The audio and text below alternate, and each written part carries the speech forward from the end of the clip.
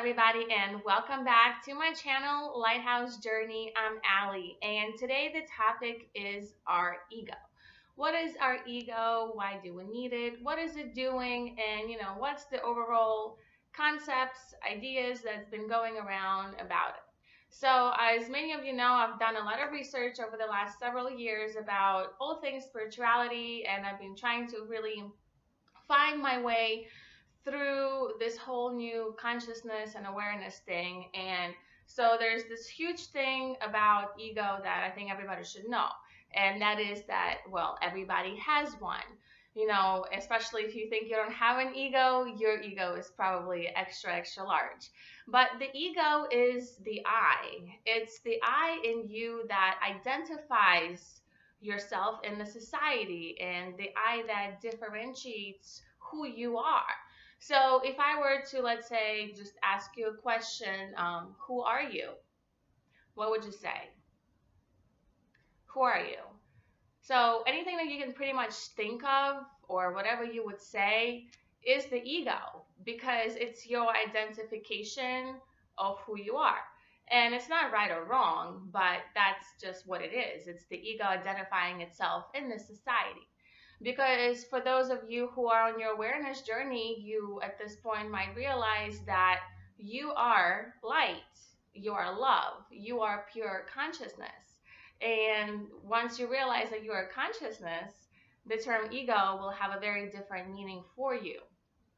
The consciousness that I'm talking about is who we truly are as spiritual beings, as the beings of light who are coming to earth to experience life and different personality bodies to experience different ways to navigate earth with different lives and families and cultures and backgrounds.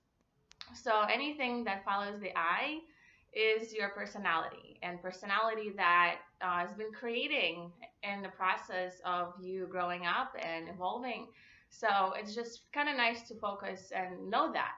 So when you learn to awaken and you learn to become more conscious of the fact that you are consciousness, you realize that there's a lot of chatter that is happening in your head.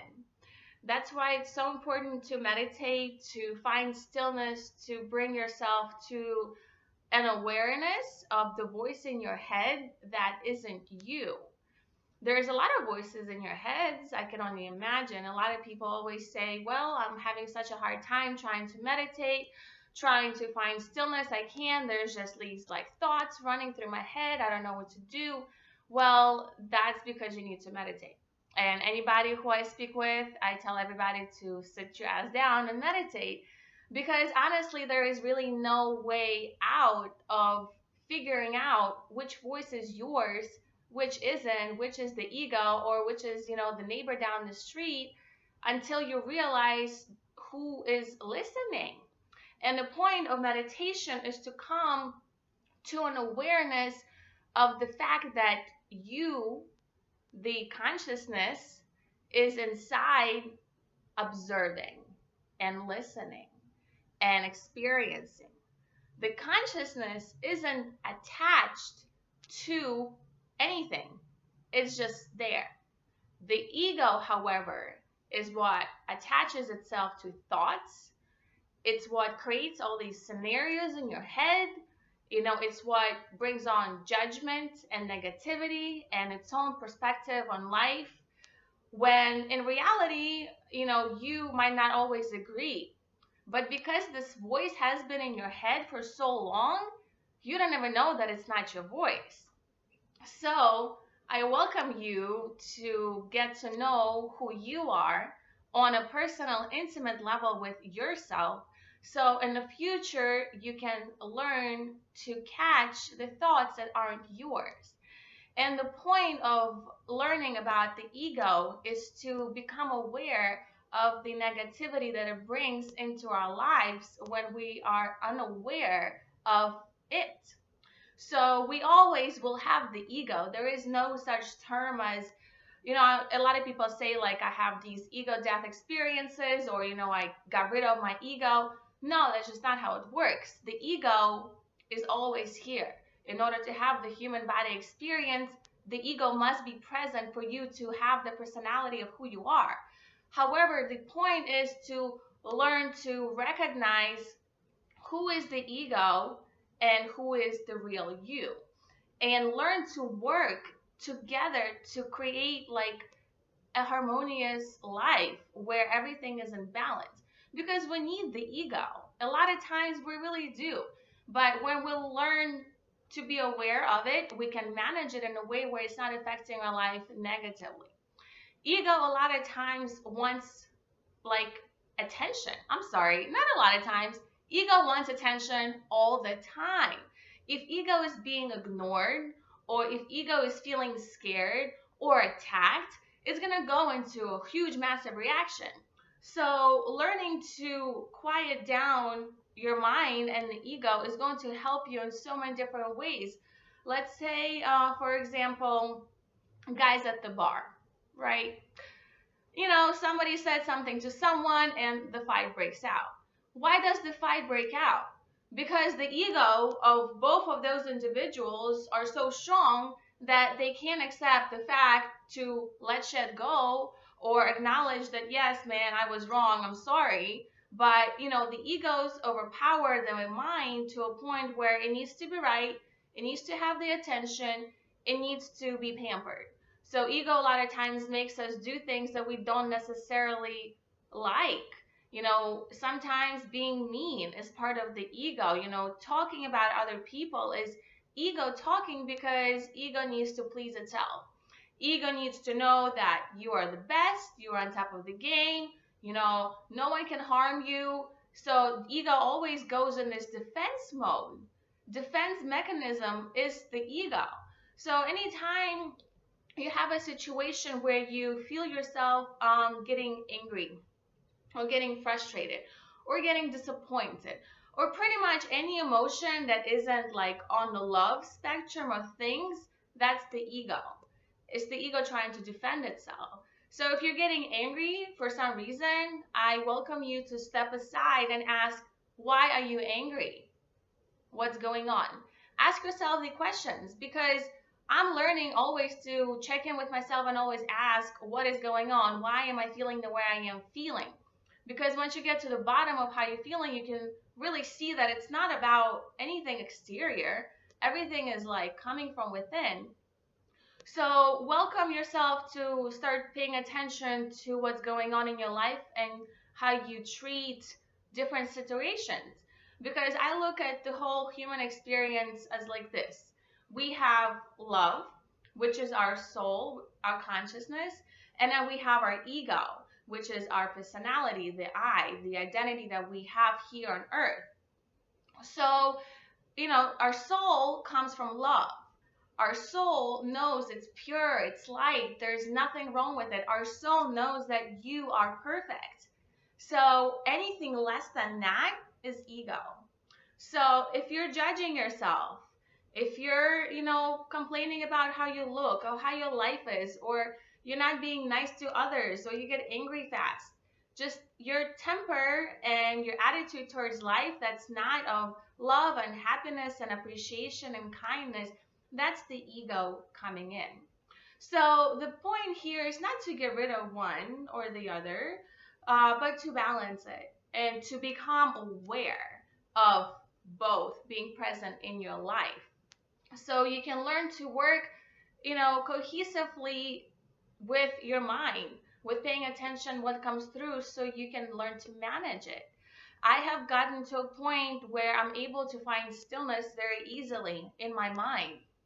So a lot of times I'll walk around, I'll do random things around the house, and like these voices will be commenting on things. And I sometimes stop and I'm like, okay, are you done? And I'll listen for it, because I know the voice is in mine, because I was just being presently aware, doing whatever I'm doing around the house. But the voice, the little commentary, I just knew it wasn't me. So, I heard it, I acknowledge it, cool, set it free. However, when these voices come in your head, when you need to make life decisions that are important, that's when you need to learn to catch it. That's when you need to become aware and acknowledge, okay, this voice isn't me. This voice is portraying fear. or this voice is portraying negativity, or this voice is doubting. Because your conscious voice of your soul will never do that. Your soul always uplifts you, it supports you, it guides you with love and patience and compassion. Ego doesn't do that. When I learn to channel and speak with my spirit guides, I'm learning still to be really like focused on the conversation, because I'm aware still that I'm dealing with the ego, and that sometimes ego might want attention, so it'll jump in my conversation, and sometimes I won't even notice. So it's work in progress. It's constant awareness of learning how to pay attention to the voice in your head, and recognizing who is you, who is not. And earlier when I said sometimes, you might hear your neighbor down the street, what I mean is our minds is like a radio. Our mind is able to tune in and pick up different signals. So you can be unconsciously tuned in into a radio, like I said, from your neighbor down the street. And if he's thinking like, ooh, I want to go have some chocolate right now, you might randomly also have that thought. But in the reality, you don't even like chocolate. So pay attention to what's in your head, because it's important. So, as I was saying, as I'm learning to speak and hear the conversations with the other side, I'm learning to pay attention, because also how you can recognize the ego is very loud. It's loud, it's in your face, it wants the attention, it wants the I. It's the macho guy that's, stepping out with his chest out. That's the ego. So when I'm meditating, and I had such an amazing session today, actually, one of my inspirations for having this video came from my conversation today with my higher self. As she said, we were having a conversation, and the conversations are very still. They're very quiet. So the voice I'm hearing is like it's behind my face, like it's deep, like in the back of my head. So sometimes, like, I will catch this voice like jump to the front seat, and it's really weird to explain over the video, but how it feels, it's like right here. It's like in the forehead, like the ego voice, and it'll get louder. It'll just have more excitement in its tone, kind of. So when I hear that, I learn to like step back and refocus. Because when you refocus back to the back of my head where I hear the voice coming through, that's when I know I'm back into like the mode where I'm more connected. So it's just really all about focusing and paying attention and not getting lost. It's like been such a huge message for me for the last year to learn to use, clairaudience to hear and learn to feel. Because also when you are doing something that feels right, that resonates with your soul, you feel it. When you are doing things that are wrong, you also feel it. So a lot of times, they say get your head out of your ass and, just feel the situation through. It makes a lot of sense, because a lot of times we think like not the right way. Like we could be so preoccupied with so many other things that we can't like make a decision properly because our head is all over the place. So in that case, when that happens, when let's say you need to make a decision and you're not like able to sit down and meditate and like get into like a stillness, and I understand that, and that's where once again this is all about learning and evolving and figuring shit out as you go along. So when you're unable to use your mind and to ask for guidance, I welcome you to feel yourself, because we all have consciousness. We all are conscious, and what's wrong and what's not. Like you know how it feels. Well, actually, I think like most people do, but there are people that don't, and that's okay. They're still learning. They're going at their own pace.